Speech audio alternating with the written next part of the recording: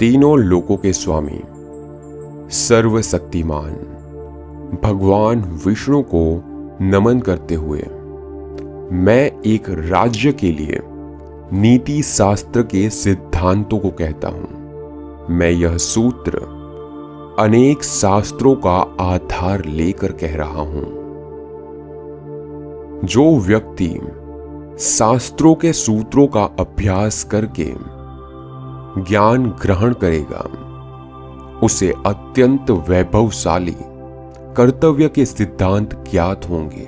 उसे इस बात का पता चलेगा कि किन बातों का अनुसरण करना चाहिए और किन का नहीं।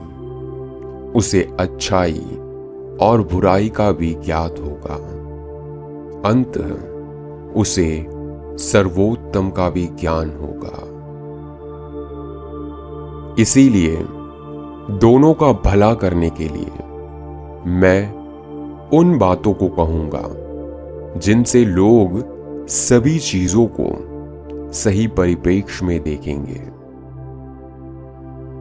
एक पंडित भी घोर कष्ट में आ जाता है यदि वह किसी मूर्ख को उपदेश देता है, यदि वह एक दुष्ट पत्नी का पालन पोषण करता है या किसी दुखी व्यक्ति के साथ अत्यंत घनिष्ठ संबंध बना लेता है।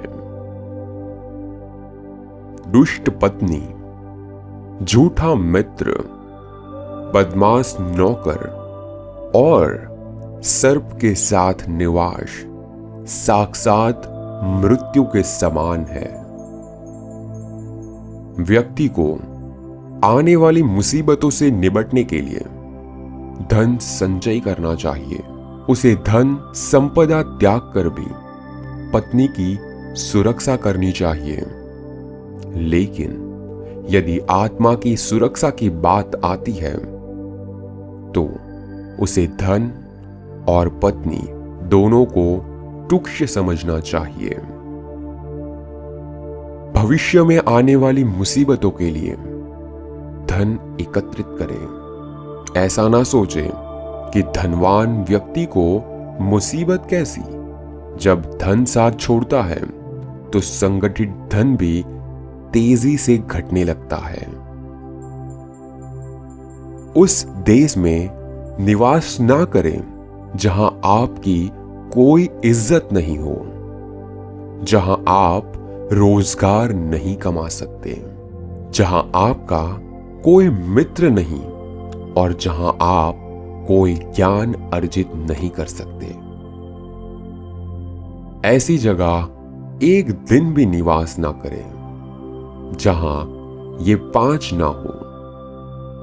एक धनवान व्यक्ति, एक ब्राह्मण जो वैदिक शास्त्रों में निपुण हो, एक राजा, एक नदी और एक चिकित्सक।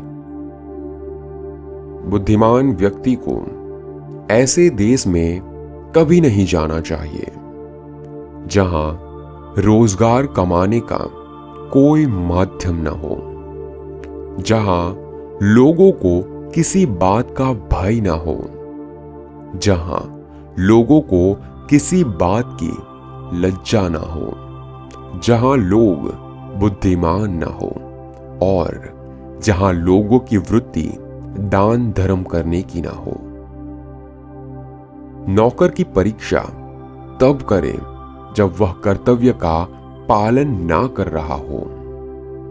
रिश्तेदार की परीक्षा तब करें जब आप मुसीबत में घिरे हो। मित्र की परीक्षा विपरीत परिस्थितियों में करें और जब आपका वक्त अच्छा ना चल रहा हो तब पत्नी की परीक्षा करें। अच्छा मित्र वही है जो हमें इन परिस्थितियों में नहीं त्यागे। आवश्यकता पड़ने पर, किसी दुर्घटना पड़ने पर, जब अकाल पड़ा हो, जब युद्ध चल रहा हो, जब हमें राजा के दरबार में जाना पड़े और जब हमें श्मशान घाट जाना पड़े। जो व्यक्ति किसी नाशवंत चीज के लिए कभी नाश नहीं होने वाली चीजों को छोड़ देता है तो उसके हाथ से अविनाशी वस्तु तो चली ही जाती है और इसमें कोई संदेह नहीं कि नासवान को भी वह खो देता है। एक बुद्धिमान व्यक्ति को किसी इज्जतदार घर की अविवाहित कन्या से किसी व्यंग होने के बावजूद भी विवाह करना चाहिए। उसे किसी हीन घर की अत्यंत सुंदर स्त्री से भी विवाह नहीं करना चाहिए। शादी विवाह हमेशा बराबरी के घरों में ही उचित होते हैं। इन 5 पर कभी विश्वास ना करें। नदियां, जिन व्यक्तियों के पास अस्त्र शस्त्र हो, नाखून और सिंग वाले पशु, औरतें, यहां पर संकेत भोली सूरत की तरफ है। बहनें बुरा ना माने। राजघरानों के लोगों पर हो सके तो विष से भी अमृत निकाल ले।